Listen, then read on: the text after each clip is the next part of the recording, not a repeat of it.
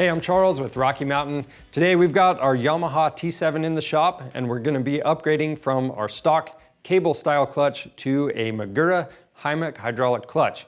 Now, Yamaha did a pretty good job with this cable style clutch, but if you upgrade to a hydraulic clutch, you're going to be getting some additional benefits. So some of those benefits are you're going to have a smoother, more consistent feel. You're not going to have any cable drag in there. It's going to be a slightly lighter pull, and these clutches are self-adjusting for both clutch expansion and for clutch wear. So really nice benefits. They come pre-bled, so they're ready to install as they are, and they're filled up with mineral oil, so you don't have to maintain these or periodically flush that fluid out like you would with a system that has brake fluid in it.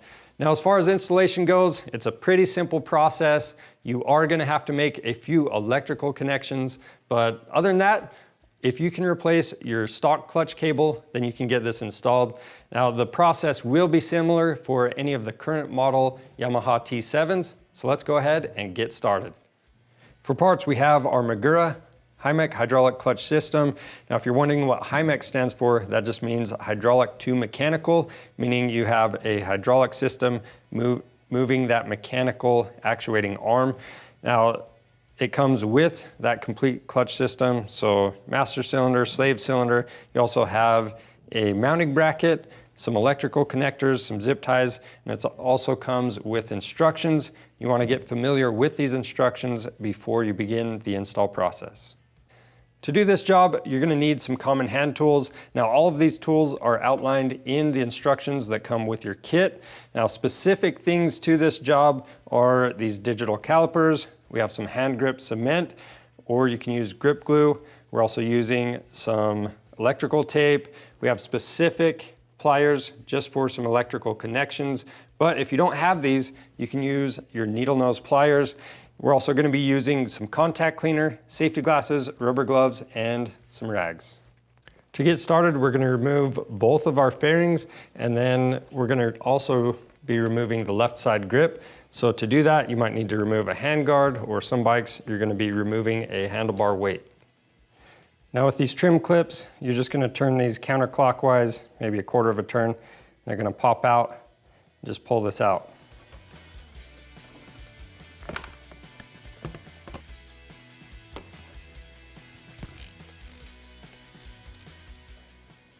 And then for this trim clip, you just press in on the center and then pull it out.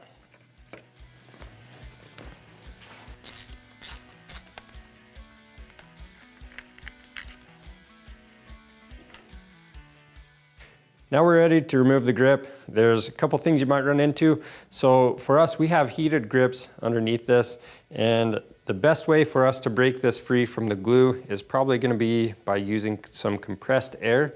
But if you don't have access to that, you can use a screwdriver and gently run this under the grip and work it around, and that's going to break it free, but just make sure you don't tear the grip up. So we've had to use a combination of the screwdriver and the compressed air to get this grip off. The glue that's on here is pretty tough, but we're just working the screwdriver all the way around. Now, if you don't have heated grips and you're going to be replacing this, you can just cut the grip off. To remove this stock clutch perch, we need to remove a few more things. So that's going to be our heating element, this switch housing, a couple zip ties. We need to remove an electrical connection from the back of our clutch perch, as well as our mirror. Now, to remove the mirror, most of the time you can just use a wrench and remove it, but on these ones, we're going to have to use these vice grips.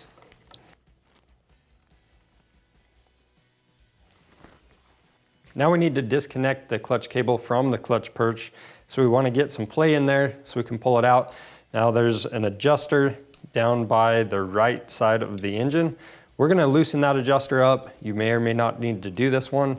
And then we're going to take all the play out of the adjuster at the perch as well. And when you turn this adjuster at the perch in, you want to make sure the opening lines up with the opening in the perch and lever. And we'll pull on the end of this cable and remove it. Now we're going to clean off the residue from the handlebar end and remove the clutch perch.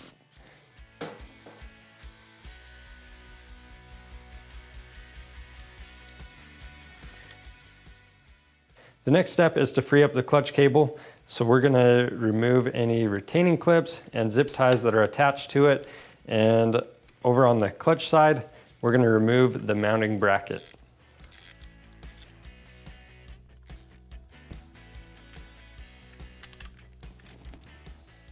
Now that we have this clutch cable freed up, if you're just replacing a stock cable, you could tie onto this and pull it through. But since we have this slave cylinder we're pulling through, we're not gonna have enough room to do that. So this is where your instructions are gonna tell you to remove this cable. They show you to route it in a different way and use this as a snake to pull this new hydraulic line through. But we found you don't have to use this old cable as a snake. You should be able to just route this through. Now with this, it's kind of hard to see what's going on in the pictures.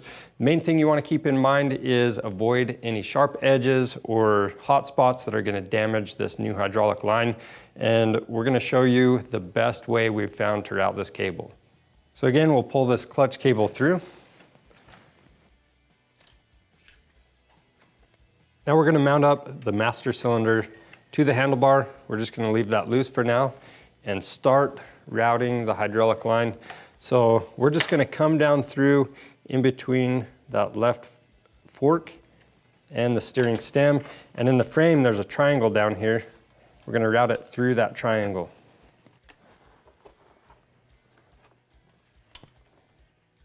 I know this is kind of hard to see, but this triangle is just behind that steering stem. So now we're through that triangle. We've got that radiator here. Again, we want to avoid hot spots. So we're going to be routing this down behind these two frame rails. And again, make sure you avoid any pinch points when you're doing this. We're just going to route it right above that cylinder head.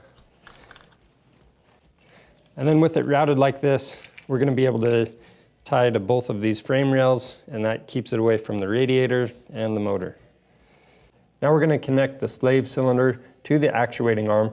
So I'm just going to push back on that rubber boot and make that connection.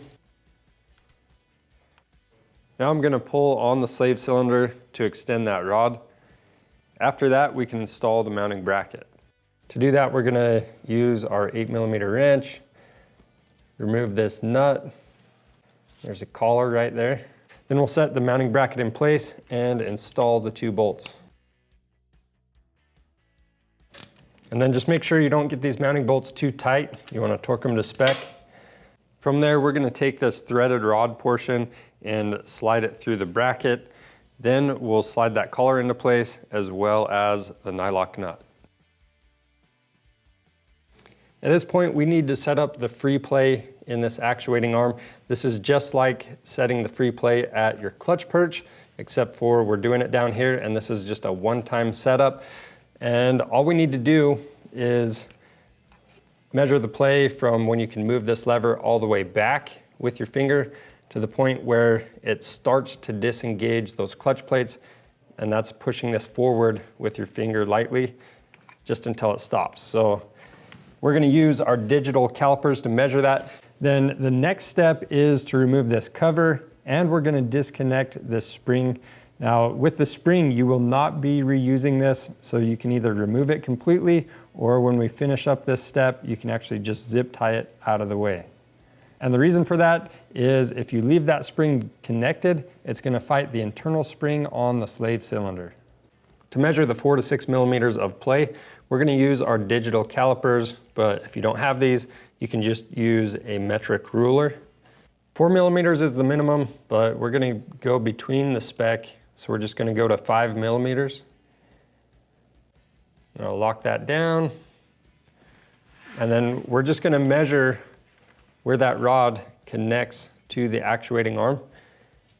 So I'm going to use the depth gauge. So we'll just start that as it sits.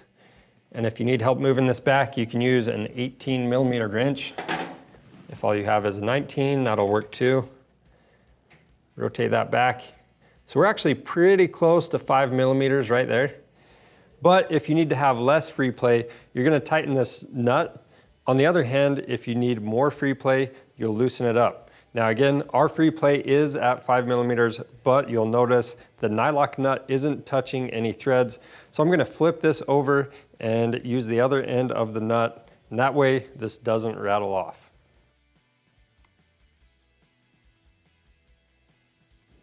Now we're gonna bend this locking tab down so that pull rod doesn't come out.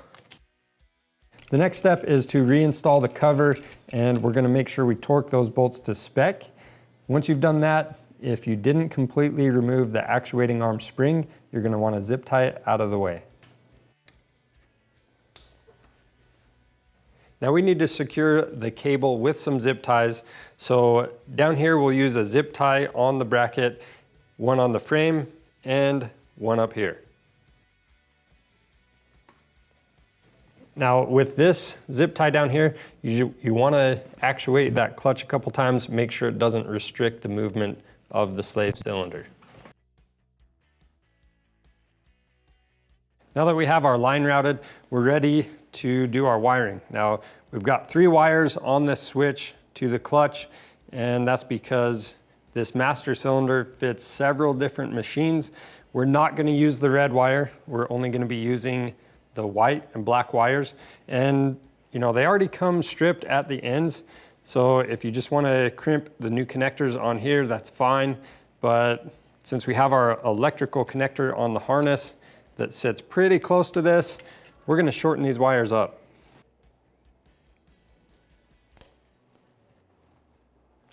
Now we can install the new electrical connectors.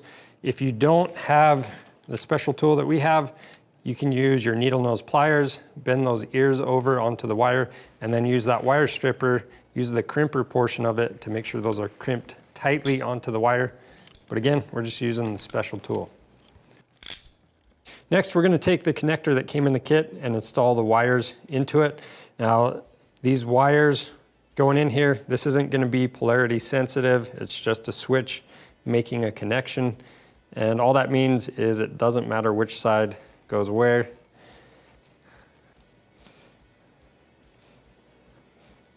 And you notice those tabs that lock the connectors in place. If you have this hook on top, those tabs are going to be facing out. And since we're not using the red wire, I'm going to go ahead and snip that off. From here, we're ready to start reassembling everything. Just keep in mind, once you have the switch housing installed, you want to make sure you reconnect your starter lockout switch. And all this is doing is making sure if you want to start in gear, if you have the clutch pulled in, it's going to allow you to do that. And from there, we're going to install our heated grips, our grips, the handguard, our mirror, and the fairings.